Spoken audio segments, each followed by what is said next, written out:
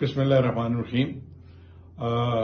मुझे ये मालूम हुआ है कि आरओ रावलपिंडी जो हल्का NA 55 के रिटर्निंग ऑफिसर थे, उन्होंने कोई फॉर्म नंबर 47 जारी किया है और उसमें मेरे मुखालिफ उम्मीदवार जो हैं उसको कामयाब करार दिया है।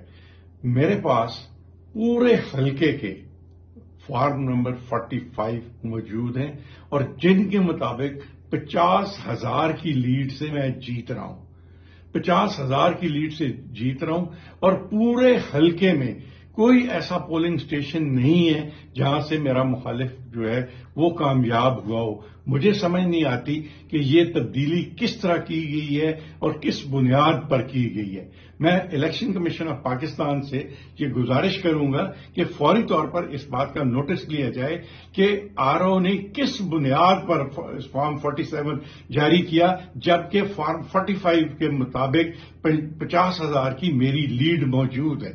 तो मैं समझता हूं कि इस तरह हम अपना मैंडेट चोरी नहीं होने देंगे और एक कामयाब उम्मीदवार को अगर एक आरओ इस तरह नाकाम करेगा तो ये इंतहाई ज्यादती होगी।